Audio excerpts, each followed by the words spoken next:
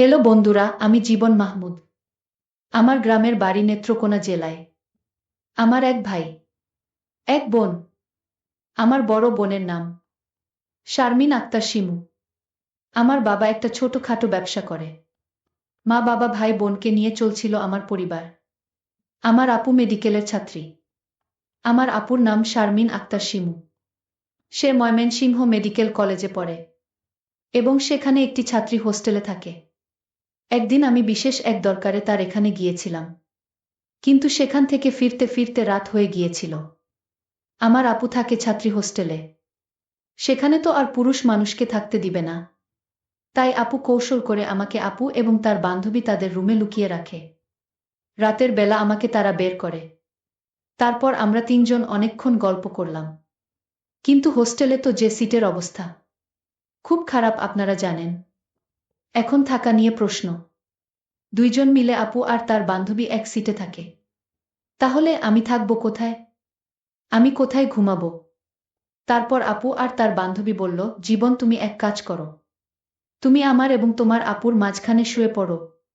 তুমি তো ছোট মানুষই, আর তুমি তো আমাদের ছোট ভাইয়ের মতোই। আর এমনিতেও শীতের দিন, তো সমস্যা হবে না।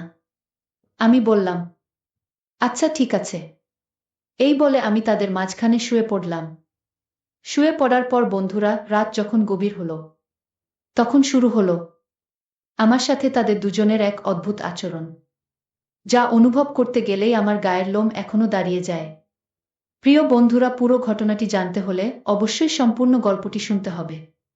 বন্ধুরা, গল্পের মাঝখানে তোমাদের প্রতি আমার একটা বিশেষ অনুরোধ।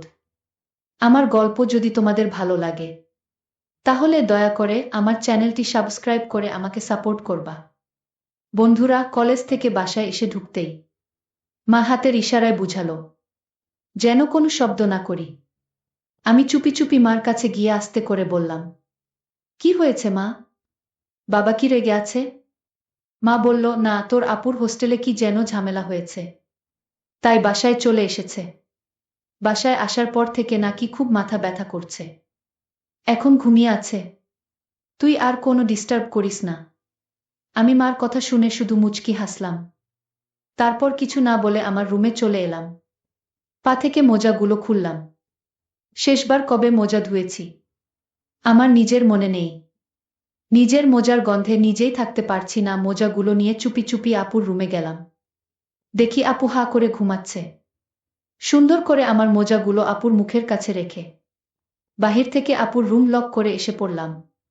কতক্ষণ পর আপুর রুম থেকে ধুম ধুম শব্দ হতে শুরু হলো। মা তাড়াতাড়ি দরজা খুলতেই আপু চিৎকার করে বলতে লাগলো, তোমায় বলেছিলাম না তোমার এই কুত্তা ছেলে যেন আমার রুমে না আসে। তারপরও এই কুত্তা এসে আমার মুখে নোংরা মোজাগুলো রেখে গেছে। মোজার গন্ধে আমার দম আটকে গিয়েছিল। আমি তখন বললাম, মোজা গন্ধ করবে কেন? মাত্র 40 দিন আগেই তো মোজা ধুয়েছি। এই কথাটা বলে আমি কোনো রকম আপুর চোখের সামনে থেকে চলে গেলাম। তা না হলে আমার পিঠে কয়েকটা ধুমধাম পড়ে যেত। বিকালে যখন বাসার বাহিরে যাব, তখন আপু ডেকে বলল, এই জীবন, আমার ফোনে 100 টাকা লোড করে দিস তো। আমি আপুর থেকে টাকাটা নিলাম। সন্ধ্যায় যখন বাসায় ফিরি, তখন আপু বলল, কি রে, তোকে কখন বললাম টাকা লোড দিতে? এখনো তুই লোড দিসনি? আমি অবাক হয়ে বললাম, তুই না নিজের মুখে বললি, এই নে 100 টাকা, তোর হাত খরচের জন্য দিলাম। আমি তো খরচ করে ফেলেছি। আপুর আগে লাল হয়ে মাকে ডেকে বলল, তোমার এই কুত্তা ছেলেকে আমার ফোনে টাকা লোড করতে দিয়েছিলাম, কিন্তু এই বান্দর আমার ফোনে টাকা না দিয়ে নিজেই খরচ করে ফেলেছে। আপুর কথা শুনে মা বলল, তুই তো জানিস এটা 1 নাম্বারের চুর আর বাটপার, তারপরও ওকে টাকা দিতে গেলি কেন? রাতে আপুর রুমে এসে দেখি আপু পড়ছে। আমি আপুকে বললাম, আপু একটু ভিতরে আসবো? আপু অবাক হয়ে আমার দিকে তাকিয়ে বলল, তোর মতলবটা কি? কখনো তো আমার রুমে ঢুকার সময় অনুমতি নিস না, আজ হঠাৎ নিচ্ছিস যে? আমি মাথাটা নিচু করে বললাম, আপু আজ আমার রেজাল্ট কার্ড দিয়েছে, আমি ফিজিক্সে ফেল করেছি। আপু হাসতে হাসতে বলল, খুব ভালো হয়েছে। এখন আমি বাবাকে বলে তোকে ইচ্ছে মতো মার খাওয়াবো। আমার সাথে এমন বান্দরগিরি করিস কেমনে? এখন বুঝাবো মজা। এমন সময় বাবা রুমে এসে আমাকে বলল, কি রে, তোর না আজ রেজাল্ট কার্ড দেওয়ার কথা ছিল? আমি বলার আগেই আপু বলল, না বাবা এখনো দেয়নি। আর রেজাল্ট কার্ড দেখে লাভ কি? আজকাল কলেজগুলোতে অনেক কঠিন প্রশ্ন করে। আমি জীবনের ফিজিক্স আর কেমিস্ট্রি প্রশ্নটা দেখেছিলাম। আমি শিওর কলেজের সবাই এই দুই বিষয়ে ফেল করবে। এতই কঠিন প্রশ্ন হয়েছে। বাবা আপুর কথা শুনে আস্তে আস্তে বলল, একটু তো প্রশ্ন কঠিন করেই। এই কথা বলে বাবা রুম থেকে চলে গেল। আমি আপুর দিকে তাকিয়ে বললাম, তোর মতো একটা বোন থাকলে এই দেশে ঘরে ঘরে বিজ্ঞানী তৈরি হতো। কারণ সব বিজ্ঞানীরাই কোনো না কোনো বিষয় ফেল করেছে। আমার কথা শুনে আপু আমার পিঠে কষে থাপ্পড় মেরে বলল, ফিজিক্সে ফেল করে আবার বিজ্ঞানী হবে? এইবারের মতো বাঁচিয়ে দিলাম, নেক্সট টাইম আর বাঁচাবো না। এখন যা সামনে থেকে। তারপর আপু বাড়িতে কিছুদিন থাকার পর আবার ভার্সিটির ক্যাম্পাসে চলে যাবে। এই জন্য ২০ মিনিট ধরে আপুর ব্যাগ জিনিসপত্র বহন করে আপুকে গাড়িতে তুলে দিলাম। বাস যখন ছেড়ে যাবে তখন আপুকে বললাম, আপু এত কষ্ট করে তোর ব্যাগগুলো নিয়ে এসেছি, কিছু টাকা তো দে। আপু মুচকি হেসে বলল, তুই কুলি নাকি যে টাকা চাইছিস? আপুর কথা শুনে মেজাজ খারাপ হয়ে গেল। রাগে চলে আসলাম।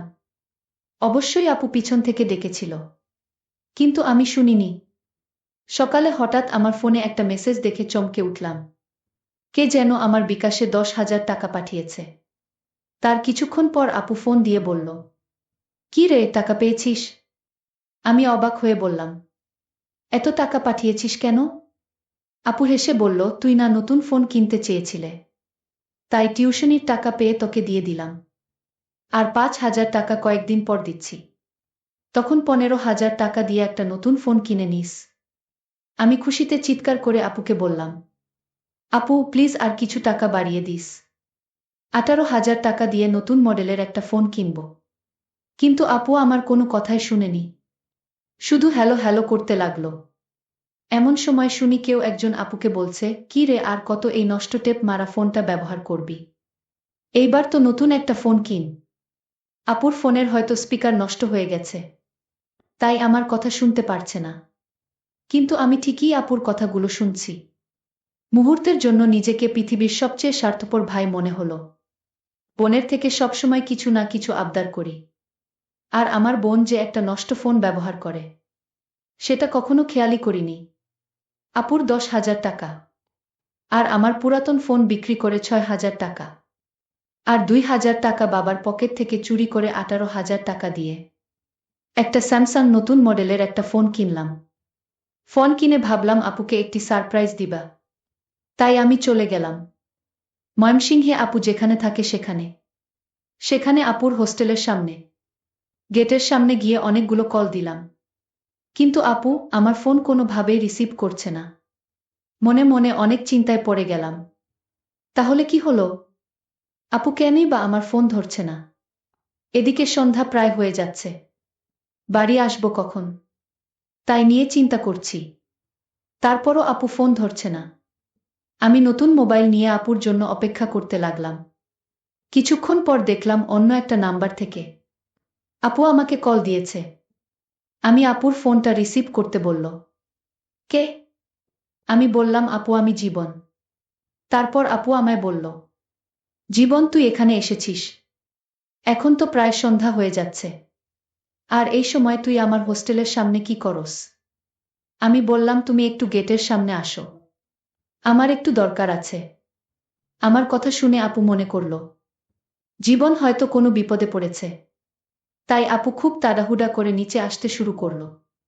আর এদিকে আমিও অনেকক্ষণ ধরে দাঁড়িয়ে আছি ময়মনসিংহ মেডিকেল কলেজের ছাত্রী হোস্টেলের সামনে। আপুকে ফোন দিয়ে বলেছি নিচে আসতে। আপু নিচে এসে আমাকে দেখে অবাক হয়ে বলল, তোকে কতবার বলেছি একটু ভালো করে পড়াশোনা কর, কিন্তু তা তো করিস না। এখন নিশ্চয়ই বাবা তোকে মেরেছে, তাই না? আমি কিছু না বলে আপুর দিকে ফোনটা বাড়িয়ে দিলাম। আপু ফোনটা দেখে অবাক হয়ে বলল, তুই নতুন ফোন কিনেছিস? কিন্তু বাকি টাকা কোথায় থেকে পেলি? আমি বললাম, পুরাতন ফোনটা বিক্রি করে দিয়েছি আর বাবার পকেট থেকে কিছু টাকা চুরি করেছি। আপু রেগে গিয়ে বলল, এইয়া শয়তান, তুই চুরি করতে গেলি কেন? আমি তো কয়দিন পর টাকা এমনিতেই পাঠাতাম। আমি আপুকে বললাম, ফোনটা তোর জন্য কিনেছি আপু, কয়দিন পর আমার পরীক্ষা, এখন ফোন থাকলে পড়া হবে না। ডাক্তার বোনের ভাই পরীক্ষায় ফেল করলে মান ইজ্জত যাবে। আপু আমার কথা শুনে কান্না করছে আর বলছে, ভাইরে তুই আমার জন্য এখন ফোন করে কিনতে গেলে কেন? আমার তো এখন ফোনের প্রয়োজন নেই। আপুর কথা শুনে আমি জবাব দিলাম, আপু আমি যখন গতকালকে তোমার সঙ্গে ফোনে কথা বলছিলাম তখন তোমার পাশ থেকে হয়তো কেউ একজন বলছিল যে, এই শিমু তুই এই ভাঙ্গা মোবাইল আর কতদিন চালাবে? তরে ফোন দিলে একটা কথাও বোঝা যায় না। কিপটামি ছেড়ে এবার একটা ভালো মোবাইল কিন। আমি বললাম, আপু তুমি এত মহান, তোমার একটা ভালো ফোন নেই, তোমার কথা বলতে অসুবিধা হচ্ছে যেখানে সেখানে তুমি আমাকে ফোন কেনার জন্য তোমার নিজের টিউশনি সম্পূর্ণ টাকা আমাকে দিয়ে দিলে। সত্যি আপু আমি খুব স্বার্থপর। আমার মতো স্বার্থপর ভাই এই পৃথিবীতে আর নেই। এইসব চিন্তা করে ভাবলাম তোমার একটা ফোনের প্রয়োজন, তাই তোমার কাছ থেকে দেওয়া টাকা এবং বাবার কাছ থেকে কিছু টাকা চুরি করে তোমার জন্য একটা ফোন কিনে নিয়ে আসলাম। আমার কথা শুনে আপু কান্নায় ভেঙে পড়ল আর আমাকে বলতে লাগলো, ভাইরে তুই এত ভালো কি করে হলে? সারা জীবনেই তো তুই আমার সাথে শয়তানি করলে, আর এই জন্যই জীবন ভরাই আমি শয়তান আর কুত্তা বলে গালি দিয়েছি। আজকে আমি বুঝতে পারলাম আমার ভাই সত্যিকারের একজন ভালো মানুষ হয়ে গেছে। আমি আপুকে বললাম, কাঁদছিস কেন? আপু কাঁদতে কাঁদতে বলল, কুত্তা ভাই বড় হয়ে গেছে তো সেই কষ্টে কান্না করছি। আপু এখনো বসে আছে, আমি চলে যাচ্ছি। হঠাৎ পিছন ফিরে আপুকে বললাম, আর যদি কখনো টেপ মারা মোবাইল ব্যবহার করিস তোর খবর আছে। মনে রাখিস তোর একটা ভাই আছে। আমার কথা শুনে আপু হেসে দিল, চোখে জল আর মুখে মিষ্টি হাসি। খুব অদ্ভুত রকম লাগছে আপুকে। তারপর পিছন থেকে আপু আমাকে ডাক দিয়ে থামালো। আমি আপুর ডাকে থেমে গেলাম। আপু আমাকে বলল, ভাই জীবন, এখন রাত হয়ে যাচ্ছে, কোথায় যাবি আজকে? তুই আমাদের এখানে থেকে যা, আর থাকার ব্যবস্থা আমি করছি। তারপর আপু তার এক বান্ধবীকে ফোন দিয়ে আনলো। তার বান্ধবী হোস্টেলের লোকদের সাথে ভালো খাতির। তারপর আপু আর তার বান্ধবী আমাকে কৌশল করে হোস্টেলের ভিতর নিয়ে গেল। মহিলা হোস্টেল তো, যাতে আমাকে কেউ দেখতে না পারে। এই জন্য তারা কিছুক্ষণ আমাকে তাদের রুমে একটি গোপন জায়গায় লুকিয়ে রাখল। রাত 10টা-11টার দিকে তারা আমাকে বের করল। তারপর আমরা তিনজন অনেকক্ষণ গল্প করলাম। তারপর শোয়ার পালা। কিন্তু হোস্টেলে তো যে সিটের অবস্থা খুব খারাপ আপনারা জানেন। এখন থাকা নিয়ে প্রশ্ন। দুইজন মিলে আপু আর তার বান্ধবী এক সিটে থাকে। তাহলে আমি থাকবো কোথায়? আমি কোথায় ঘুমাবো? তারপর আপু আর তার বান্ধবী বলল, জীবন তুমি এক কাজ করো, তুমি আমার এবং তোমার বান্ধবীর মাঝখানে শুয়ে পড়ো। তুমি তো ছোট মানুষই, আর তুমি তো আমাদের ছোট ভাইয়ের মতোই। আর এমনিতেও শীতের দিন তো সমস্যা হবে না। আমি বললাম, আচ্ছা ঠিক আছে। এই বলে আমি তাদের মাঝখানে শুয়ে পড়লাম। একটু পর আমি ঘুমিয়ে গেলাম। রাত যখন গভীর হলো তখন আধ ঘুম থেকেই আমি অনুভব করতে লাগলাম তারা দুইজন আমাকে এমনভাবে চেপে ধরেছিল, আমি তাতে একটুও লড়তে চড়তে পারছিলাম না। হঠাৎ আমি অনুভব করলাম কে যেন আমার নিম্নাংশ ধরে নাবাচাবা করছে। এই অবস্থা দেখে আমার যেন শারীরিক শক্তি আরো বেড়ে গেল। মনে হচ্ছে আমারটা পাহাড় হয়ে গেছে।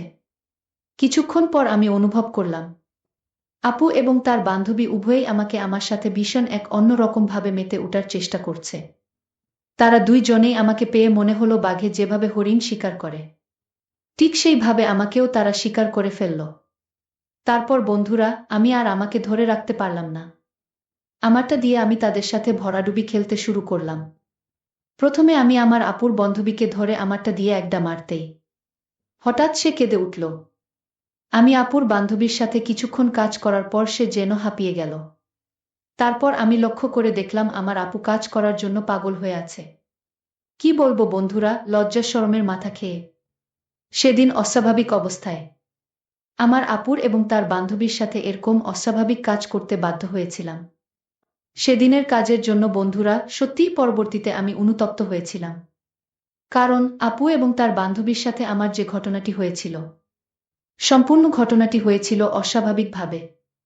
প্রথমত আমার সেরকম কোনো ইচ্ছা ছিল না। পরবর্তীতে হয়তো বিশেষ কোনো চাহিদার ফলে আমাদের মধ্যে এরকম ধরনের একটা ভুল হয়ে গিয়েছিল।